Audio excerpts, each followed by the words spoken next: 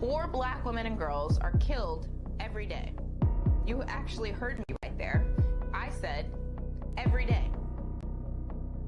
This is obviously a crisis, but oftentimes it doesn't get the attention it deserves.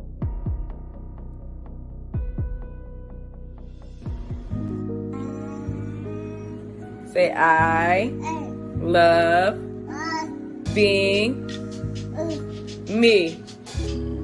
Say me. I'm the one you need to know. I'm the map. I'm the map. I bet. I'm the map. Every 5.5 hours, a black woman or girl is killed, typically by a black man. This is the story of Khalise Lynn Brewer. A toddler was shot and killed. Officers arrived here around 6:20 tonight where they found the child dead. A man was also injured. He was taken to the hospital. He is expected to survive.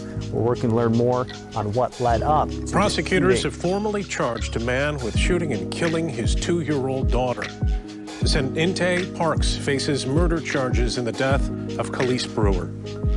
Target 8 investigator Ken Colker is live in studio now with what we've learned about the charges. Ken. Right, and Sue, the Wyoming police chief called it one of the most tragic examples of gun violence she's seen in her career. But police still aren't saying what led up to that.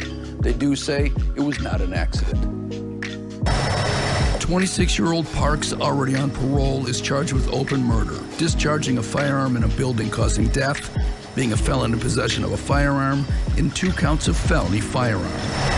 The shooting that killed Khalise happened Wednesday evening in Parks' upstairs apartment on Meyer Avenue between Porter and 28th Streets in Wyoming. I cannot believe it. Khalise's mom, Kambria Brewer, told News 8 that she had dropped off her daughter at the apartment on Monday for a visit and was planning to pick her up Wednesday evening.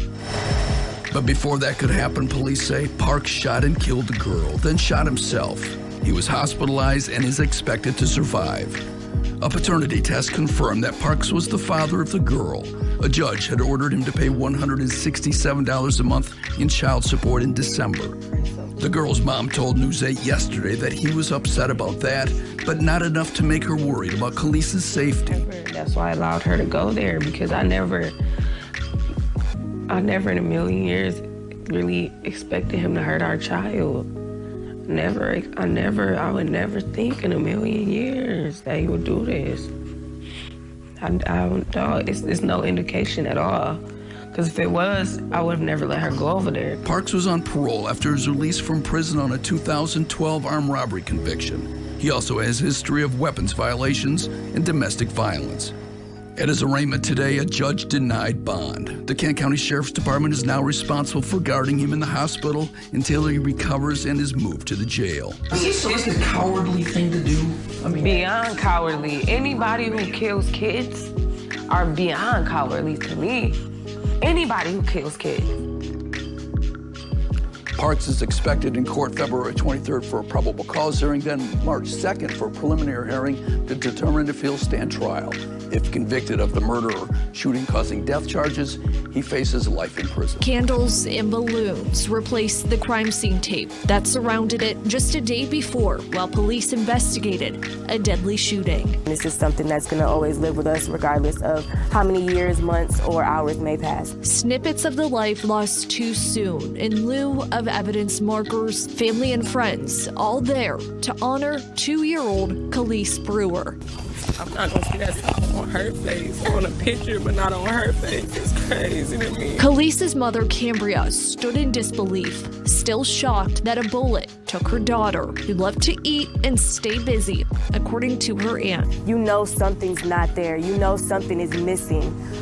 It's just, I'm so used to hearing her run around, play with her toys, jump on her trampoline. That was her favorite thing to play with. Police say the person who shot and killed the toddler, a man who also hurt himself during the incident, did so on purpose. They declined to identify him, but family says Khalise's father pulled the trigger. Kambria says she was on her way to pick Khalise up from his house when it all happened.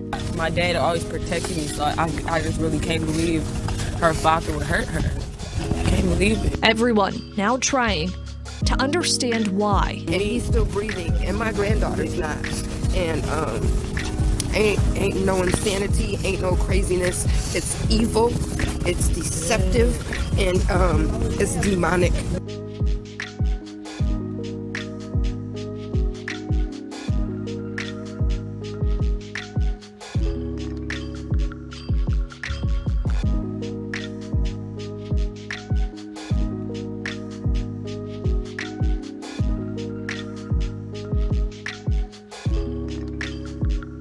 Seninta Parks, the father of Khalise Lynn Brewer, was charged in her murder. You heard that right. The father killed his own 2-year-old daughter. They can say they don't know why, but it was more than likely because of that child support.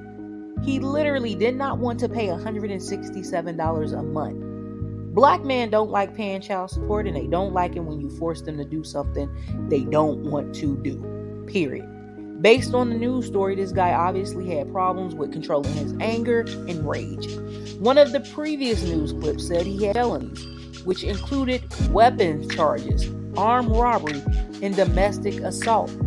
The most recent update on this case was today, March 9th, in which he had a hearing. Khalise, she was a fun kid. She was a happy kid. Her 2 years in life, she never stopped smiling. The only time she did stop smiling was when she had to sit down. So, we're just trying to look at it positively like that, because she really did live a good life. She was always happy, the sweetest kid, the busiest kid. She kept us busy for sure. The house is definitely quiet without her, but we have faith that we're going to get justice.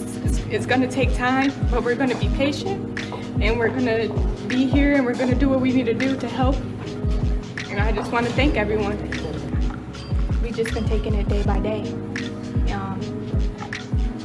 We've been here for each other, supporting each other, and that's all we can do.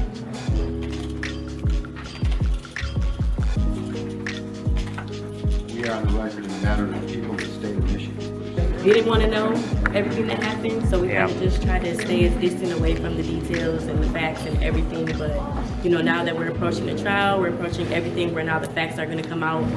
I think that's, you know, when it's really going to get real for everybody. Now, I believe everyone is responsible for their actions. In situations like murder, assault, and rape, I believe everyone should be held accountable for their actions. I also believe women have to be mindful of the times we are living in. When these men express anger and dismay with anything, just up and leave and have no further contact with them. When I heard the news reporter read off his felonies, I wondered if Kambria knew the extent of his crimes, in particular the domestic abuse charge. A man that will put hands on anyone, especially women, does not care about putting hands on a child or even killing them. Us women, especially when it comes to dating black men, have to understand they are getting worse.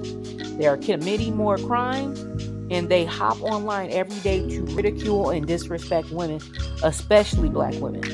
I wanted to do a news story on this when it first came out, but it was too difficult. Seeing that coffin hurt my heart. I hope this baby didn't suffer. I hope this asshole gets life in prison without the possibility of parole, and may this beautiful child rest in peace. Gone too soon.